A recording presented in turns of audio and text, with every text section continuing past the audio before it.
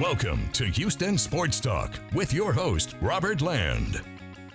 Thanks for checking into the best Houston sports podcast. Robert with my co-host, Sports Radio 610, Shaun Bijani. He's out at the studio as we speak. And in this one, we're going to preview the Texans-Jets, look at the newest Texans star, and break down the two new Astros. And hey, Shaun, looked like the AFC South might have been back in play when Trevor Lawrence went down, but I guess his kid's made out of elastic or something. Well, it looked like it could be worse when you first saw it. Like if you were thinking, it's going to be an ankle and a knee, high ankle sprain. I still think it's going to be something to keep an eye on, whether he plays or not, going down the road, because I just thought about like CJ Stroud. That dude's been hobbled the last couple of weeks, taking some hits, got up kind of gimpy, whether it's a knee or a shin, an ankle, whatever. Like none of these guys are playing at 100% right now.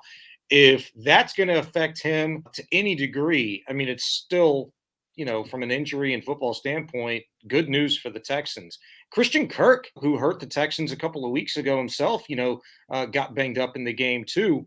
So it's, getting a little bit more opened up in terms of the window of opportunity the Texans may have, with 3 divisional games remaining on their schedule to, I think, just 1 for the Jacksonville Jaguars. So it's definitely going to be an interesting watch the next 5 weeks between what those two teams do with their remaining schedules. Yeah, I want to get into the Jets game a little bit more in a second, but quick show reminder, we've got a Jets Insider scheduled Friday, so be on the lookout for that show in your notifications. Rockets fans, you need to make sure you check out yesterday's show with Frank from Rockets Chop Shop. I granted him 3 wishes to make the team better, so you want to see what he had to say. And let's go back to the Texans, Shaun. Derek Stingley, Defensive Player of the Week, but I'm still in that Will Fuller phase of my Stingley relationship, I guess. Can I get excited about this, or do I need to wait through a few more injury reports? I mean, get excited about it. Enjoy it while the guy's healthy, right? This is some really dominant type football that he's playing in the secondary right now. And, his best game of his, short career. We just got done watching this past weekend, and it was the first time that this penciled in starting group within the secondary had been on the football field for the first time. So I think that has a lot to do with his success. I think just Jimmy Ward being in that defensive group has a lot to do with his success. The defensive scheme, the possibilities have got to be endless at this point in time in terms of what D'Amico Ryans is thinking about, Matt Burke, Corey Unlin, one of their DB coaches, in terms of what they can do, how they can disguise different looks going down the road. Just so long as this group is able to stay healthy, sky's the limit, in this scheme for Derek Stingley. I go back and look at that second interception that he'd had in that ball game, the one where the guy made the double move, got Stingley to bite down on it, and it was a complete bait job by Derek Stingley, who played it perfectly in the disguise on that particular play call.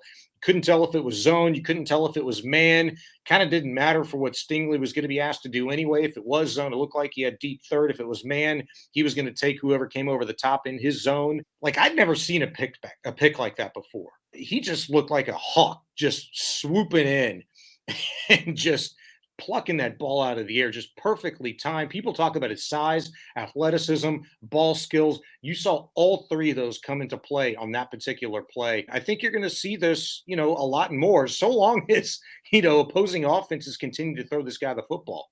One of my favorite things about what I've seen from the Texans so far is, of course, CJ Stroud's leadership. And you talk about, what he's seen in Stingley, and he's had so many good things to say about Stingley this week. But, Stroud, it epitomized what kind of leader he is. Our old friend James Palmer used to cover the Texans, told a story about Stroud and Tank Dell and kind of, what they mean to this locker room. And it was a moment that he witnessed after the game on Sunday, referring to that wide receiver room after Tank's injury. And Palmer said, CJ had a conversation with Nico, looks at Nico and says, hey, it's your room now. Take it over, be a leader. I know you can play on the field. Now I need you to play off the field and in the room. And Shaun, this tells you like not only about Stroud's leadership, but, you know, Tank's leadership. How much will they miss him? I mean, you're obviously going to miss him. But The most encouraging thing about the Texans going forward, I think, is really two things: operating without Tank. Number one, just from kind of how I perceive it, it'd be one thing if you lost Tank when you did, if he was in the midst of like a 7-catch, 100+ yard performance, right? And you lose him after he's compiled those numbers within that game, but you didn't. The guy played 9 snaps this past Sunday, got hurt on the 9th one, wasn't targeted at all, even missed like a couple of maybe the first series or the first 2 series. I can't remember. But he just wasn't a factor, at least early. Keeping in mind what the Texans were able to do in that game anyway without him being on the football field, a player in which, the opposition even game planned for, but didn't really even have to adjust to since he wasn't on the field anyway. You still got all the explosives, 2 from Brevin Jordan. You got 4 of them from Nico Collins, I believe. You had huge plays throughout the day. I think looking at it from that point of view, you say, okay, if we were able to do that and get this offense cooking without him in that regard against arguably one of the best secondaries they'd faced all season long in the Denver Broncos, led by Patrick Surtain back there, that's encouraging. 2, the Texans have only had their full complement of their wide receiver core like 3 games this season. They've had to operate 9 games without some combination of Tank Dell, Robert Woods, Nico Collins, Noah Brown, Dalton Schultz, and they've found a way to do it. And I think it has a large part to do with CJ Stroud, who's operating this offense, and the architect of it in Bobby Slowick, who has shown the ability to make week-to-week adjustments, in-game adjustments even, to scheme it up with the route tree, finding really easy ways to get receivers the ball. I think they can continue to do that. And the most encouraging thing is, in terms of thinking about it, who you have to work with, this could be John Mechie's opportunity to really, grab the bull by the horns, if you will, and take his game, his contributions to the next level.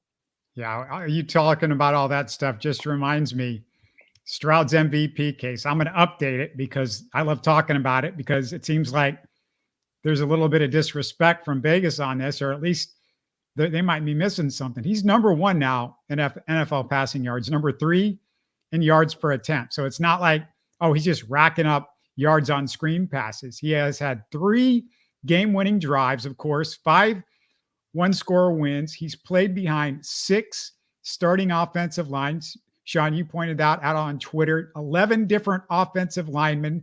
Stroud's 5th on the board behind Brock Purdy, Dak Prescott, Mahomes, and Tyreek Hill. Tyreek Hill having a one-of-a-kind season as a wide receiver. I like him. I like Dak Prescott. Those 2 guys, to me, are legitimate MVP candidates, but I don't see how Stroud's not at least 3rd on the board. And when you look at how it sets up the rest of the season, I still think it's good money. He's like way behind those other guys and on the odds markers too. You can make arguments for your Jalen Hurts, for your Patrick Mahomes, those guys. I mean, you take them out of the equation. What are those teams, without them? I mean, I get that argument.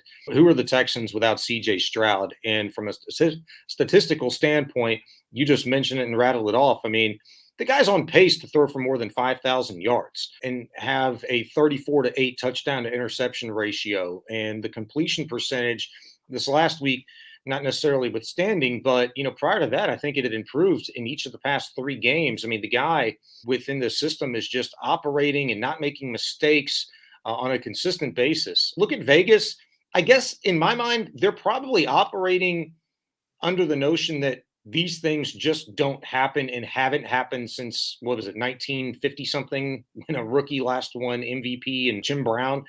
They're operating in terms of, what history has shown us before. And I think in this era of what we're living, Patrick Mahomes, and so long as the Kansas City Chiefs are a pretty damn good football team and he's healthy and slinging it and doing what he does, and Jalen Hurts is doing what he does, no matter if the stats don't necessarily back up their personal case for it, if those 2 teams are rolling, they're going to get a consideration before a rookie quarterback does. Yeah, and I know what Hurts is, and Mahomes means to those 2 teams, but the fact is, so does Stroud mean to because the Texans were the 2nd worst team in the NFL last year.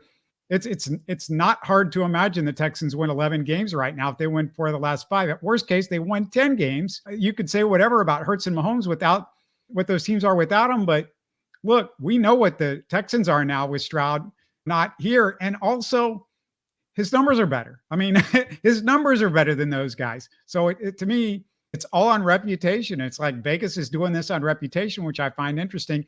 The other thing, Shaun, is they typically don't they vote for this like 2 games before the end of the season. So I don't know what you do. What if the Texans win 10 games and he didn't have a chance to get to 12 or something like that, but those other guys are at 12.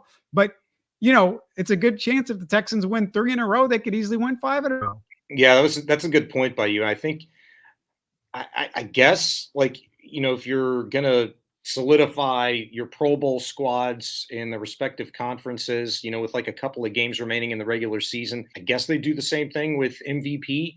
I don't know. The fact that they do anything with still games left on the table is stupid to me. What are we doing? I've never understood that. That's why I don't value Pro Bowls and all that crap, just because it's incomplete. But I was just going to ask you the question, well, what if in 3 weeks' time, with 1 game remaining on the schedule, in 4 weeks' time, what if the Texans have retaken the lead within the division in the AFC South and Stroud is being Stroud, and now they're a potential division champ with 1 game remaining of the season? Then does Vegas give Stroud that sort of consideration, like, hey, you are a legitimate guy? And the reason why I ask that and frame it that way is because not just because guys like Jalen Hurts and Patrick Mahomes have kind of been there and performed like that before, and we're talking Super Bowl teams and their teams are in it right now. Well, the Texans aren't in it right now other than just being in the conversation. They don't have a division to write home about. They don't have a locked up playoff seed to write home about. They're on the outside looking in. But in 4 weeks' time, if the Texans are potential division champions and Stroud is, going to throw for more than 5,000 yards and 35 touchdowns and less than 10 interceptions and put up all these crazy historic numbers for a rookie quarterback, how could you not give him that nod? At least serious consideration, assuming that Patrick Mahomes and Jalen Hurts just don't go off and play stupid, atypical football for themselves. I think it's going to be a conversation. Yeah, and he could have also given the Texans their next Andre Johnson because, look, Nico Collins, Shaun, if nobody's looked at the numbers, he's averaging 90 yards per game right now. Yeah. Remember Andre Johnson? He averaged 80 yards a game in his Texans career, which, he didn't have bad years, if you recall. There wasn't like bad Andre Johnson years. So 80 for his career. I take out the crap numbers at the end, but that's amazing. Yeah, it's amazing. And I guess Nico's got a real shot to approach some of those, all-time great franchise numbers that Andre Johnson has. What did he have? One of his best years, or his best year, almost 1,600 yards receiving, I think it is, like 1,598 or something in that neighborhood. Nico Collins, man, if this guy is, going to be $125 a game kind of a guy, which it looks like he very well could be, and maybe will be asked to be that guy in terms of productivity, closer to that with Tank Dell being out. And Robert Woods, by the way, not even getting a look this past game against the Broncos. It's going to be interesting. It's going to be fun. I'm here for it. I'm kind of interested in the Tank effect in this regard. I want to trust, and like we all do, in Bobby Slowick we trust. It's different operating procedure now. You had the game plan for Tank's absence once before, and you made it work within this game against the Broncos, but you're not going to have him for the next month plus. Does that mean more 2 tight end sets? Does that mean a larger role for John Mechie? Does that mean a larger role for Xavier Hutchinson or some other nondescript Texan that has been making practice squad money to this point in the season? Who knows? But that's what I'm here for. And I can't wait to see how the Texans and Bobby Slowick approach that. The Texans are sleeping with the enemy this week because they signed recently released Jet safety Adrian Amos, who the Texans obviously would love to pick his brain a little bit. Pretty good numbers over a 9-year career, 125 starts, 659 tackles, 535 solo, 10 interceptions, 48 pass deflections. His Pro Football Focus grade this year, 72.7 outside of last year when he slipped to 53.4, he's been very good going from 2021 backwards, Shaun, 74.7, 89.4, 76.5, 82.6, or 82.9. Shaun, I mean, it appears to be kind of a steal. I mean, I know he wasn't getting a whole lot of time with the Jets, and maybe they felt like he slipped a little bit, but still, they had paid him good money to start the season. And, maybe there was just depth there, and the Texans might have just fallen into somebody. Correct me if I'm wrong, but I feel like Bill Belichick and the New England Patriots used to do this all the time, is find some way somehow to get some guy off the scrap heap the week before a game and pick their brain and cut them loose the following week. Usually, am I making that up in my mind? I feel like that used to be a pretty common occurrence. Sounds right. I'm fine with it there, man. One thing that I've noticed about the Texans this season and how they've operated, we've heard this from various people, coaches and players. You usually hear it from D'Amico Ryans and CJ Stroud. They're very detail oriented. This is like next level stuff. If the Texans are going out and getting the guy that, one, not only could help you in from a depth perspective, but then two, literally just days before you play his former team, you can get all the intel that you could possibly imagine from this guy. Any little next level nugget that might help you within the game, that's huge. That's the game the Texans are playing in many respects this season under D'Amico Ryans. And sometimes you can do it. It all depends on the people that you have in-house and whether or not you're going to deem it being too much for your players, which I think is a good talking point as well. D'Amico Ryans mentioned on Monday when asked about his biggest takeaway from working underneath Robert Saleh when the two were together in San Francisco. And he said the most important thing that he learned from him is how to teach players and not putting too much on them, not asking too much of them. And I thought that was really interesting. You've got a good mix of veteran, good mix of young, and your team through 12 weeks of the regular season, preseason, training camp, so on and so forth. You know what these guys can handle by this point in time. And so their ability to play the game within the game, try to win the battle within the war kind of a thing, and doing these extra types of roster moves, gymnastics, whatever you want to call it, that's what you want to see from your football team, especially when they make good on it more times than not. Yeah, it wasn't Belichick doing it by himself. He had a guy named Nick Caserio when he was doing that stuff over in New England. So This is right out of the playbook. And this is the first year that Caserio has really cared enough about wins late in the season to do something like this. So just put that into your back pocket on that. Now, let's look forward to the Jets. Dalton Schultz might be ready, Shaun, but Ka'imi Fairbairn won't. Is that right? It's not looking like. I mean, Ka'imi's going to be ready. You've got an opportunity here where you can elevate Amendola one more time. He's already been elevated twice from the practice squad to the active roster. There's a couple of factors. One, Amendola kicked well this past week. So that gave you some breathing room, like not having to rush Ka'imi back. So they're probably going to take full advantage. Short kicks, but made kicks nonetheless. Doesn't matter, right? And the guy almost made the kick of his life, just fell inches short 2 weeks ago. That gave you a little breathing room there, in my opinion. You're going to keep him on the practice squad, elevate him back up to the roster ahead of this game. That keeps Ka'imi one more week. That'll be done. Everything that I've heard, Ka'imi's trending, in a good direction to where not this game, but next week.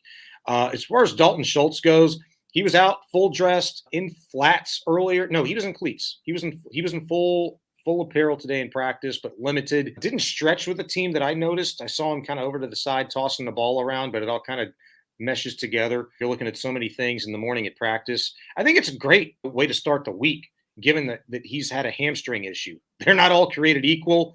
It took Juice Scruggs, nearly 3 months to kind of recover from his. Guys are different. I think it was probably a small little issue. They ramp him up this week. If he's good to go, at the end of practice on Friday, strong possibility he plays, in my opinion. But let's just see how the week goes for Dalton. If he can't go, you feel as good about the situation as you possibly could, just given the contributions that Brevin Jordan had in the pass game this past week. Had plays of 24, 27 yards. I think he had another one for 18 yards, if I'm remembering correctly. So he's shown the propensity to contribute explosive plays in this offense. You got to feel good about that. And again, maybe I'm resting on my laurels a little bit too much, but the fact that Stroud, this offense, have had to deal with multiple guys up and down almost every single week this season bodes well for him. We should remember that the offense didn't look good in the second half last week. That was after Tank's injury. as good as Brevin Jordan was, they weren't getting a whole lot done the second half outside of Nico was the offense for most of that game, if you really look at it. And really this Jets quarterback roulette has landed back on Zach Wilson, which is kind of interesting. Rain's in the forecast, which makes it interesting. Sean, rain might also have something to do with maybe them holding Fairbairn out with his leg injuries and maybe not wanting to aggravate it. But do you think this is another edge of your seat nail biter for the Texans? Could be. It looks that way in many respects on paper. Texans playing, 8 straight ball games in games that have been decided within the last 30 seconds, 1-score games. You've seen game-winning drives on both sides. Stroud's had a couple of them. The Jets, they've played, 6 games this season that have been decided by 6 or fewer points themselves. I think 2 out of the last 4 games for them. So they've found a way defensively, because they are a respectable defense, to muck the game up. And I think you have to respect that regardless of who is at quarterback. It's not Stroud versus Wilson. It's Stroud versus their defense and vice versa. People got to remember that. It is curious. I don't keep too close of an eye on the gambling situation, these days, because it takes money to make money and I ain't got none. But I was looking at some information before, you and I came on, and the line in this game started at 6.5. Buddy of mine just took the Texans at -3.5. Dang, things dropped 3 points in 3 days. Don't know why, if it's the weather, the injury reports coming out for both of these teams probably has something to do with it. But it scares me in that regard that both of these teams have just, for whatever reason, played in really close games more times than not this season, for the Texans particularly. So they're all connected. The Texans being without, Dell for sure, possibly Schultz, maybe Jimmy Ward. You don't know who's got the shoulder after the Russell Wilson hit. I don't worry too much about that, because the Texans have shown the propensity to, respond with some quality depth in the secondary there. But it will be something to keep an eye on. Any final thoughts on this one? Anything else that you're looking out for? The secondary for the Texans. I don't care who you're going up against at quarterback.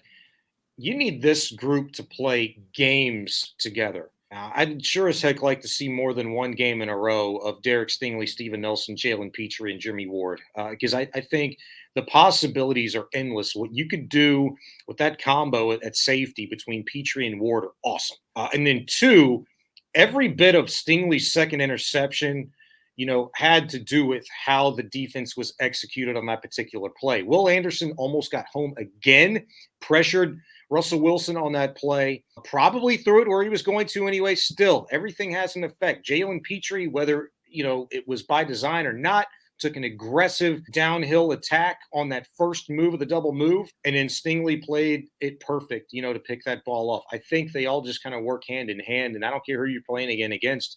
If it's Zach Wilson, who, by the way, at this point, who they've had that quarterback situation botched up in New York, might just be saying, you know what, screw it. I'm just going to let this thing fly. I'm going to do me, and we're going to see what happens. I'm just going to throw something up against the wall, and we're going to see. That sometimes is a very dangerous recipe against a team to come into your house that's going to be playing in the elements, that's going to be without one of their best wide receivers. Anything can happen, man, and it's football. A team that you were worried about, at least all of us were, about being one of the most physical in the Broncos defensively this past week. Well, you out-physicaled them. A team that you're worried about this week that has a very similar defensive mindset, I'm not comfortable with that at all, despite you plucking one of their guys for the week and Adrian Amos getting him in-house and leaking him for intelligence. I worry about it. I'm in the scary camp this week, so be keeping an eye on this game. It's probably going to be a nail-biter. Yeah, Stingley might have something he wants to prove because there was a certain cornerback that was picked over him. Sauce element, yeah. Yeah, I should say picked behind him in the draft, but everybody said, for a year that was terrible. Obviously there's the whole D'Amico versus Robert Saleh coaching matchup. Those guys are friends and stuff. So really interesting. Let's move to the Astros, though, because 2 notable additions Wednesday. Number 1, free agent Victor Caratini. It's a two-year, $12 million deal. Had a .259 batting average, .711 OPS last year. That's good catcher numbers, Sean. In his last 7 seasons, OPS is 674. He's just going to be a backup, which is great for the Astros, I think. What do you think? Oh, he's a switch hitter too, which I like. And he's pretty much the same at both sides of the plate, in terms of what he's done for his career. So I like the versatility. I like the fact that the Astros got younger at the position. He just turned 30. I think you mentioned that. In terms of like some of the other advanced like defensive numbers, he's not a guy that's going to throw, a lot of base runners out. His pop time has kind of declined. His arm strength has kind of declined. But in terms of pitch framing, this is what kind of like raised my eye a little bit. One, I guess you shouldn't be surprised, working with Wilson Contreras underneath him this past year with the Brewers as he did. I guess you go back even further than that because he started his career with the Cubs. So there's that element to it. I appreciate that. I'm intrigued by him being in the 89th percentile in terms of pitch framing. I want him to come in and get right to work. I always worry about a new catcher coming in that's going to be responsible, for, catching a couple of times a week, presumably with an entirely new staff. But the fact that the word on the street is that he's an extremely hard, tireless worker, he's great in the film room, the willingness to get after it, passion with his craft. I like all of it. I still think there's a large element, Robert, you're going to miss. There are elements in which you're going to miss that veteran leadership, handling a staff with Martin Maldonado. Hopefully he doesn't smart too much because I think they got a really smart, hardworking guy in Victor. Yeah, he's not a baby either. He's got 7 years. You got a veteran now to help out your young catcher in Yainer Diaz. And he's the only guy ever to catch back-to-back no-hitters for two different teams. If people don't know about that, don't remember it.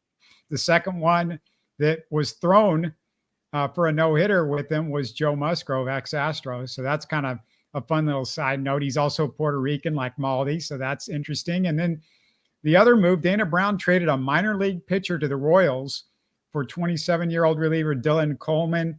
Over 3 seasons, Coleman has made 96 appearances, 3.88 ERA, 1.37 WHIP. That's not great, but last year it was even worse. He lost total command last year, Sean, averaging a walk per inning.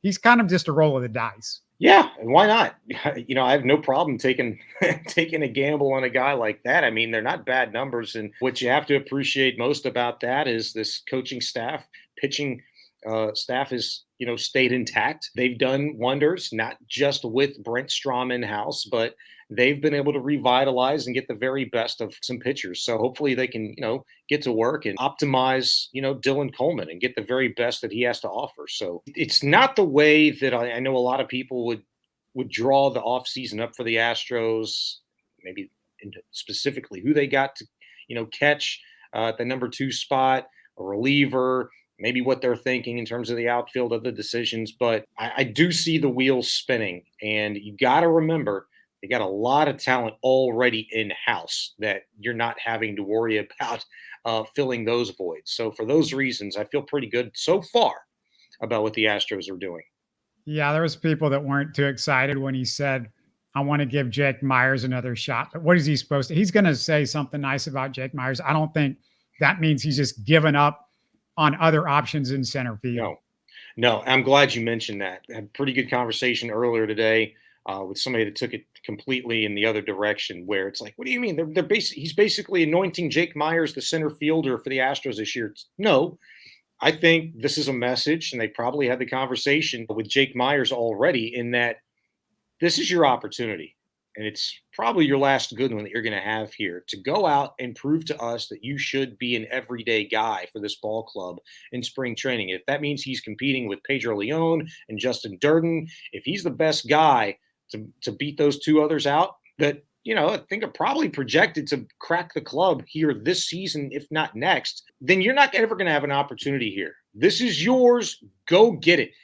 I love the fact that, and people don't want to talk about this stuff, but I like it when a general manager in the public eyes got the back of his players and is instilling faith of his players, particularly ones that had come up and had opportunities before Dana Brown had even gotten here. And in a small sample size before that shoulder injury, I liked me some Jake Myers. I liked what I was seeing from not just a defensive effort, but at the plate too.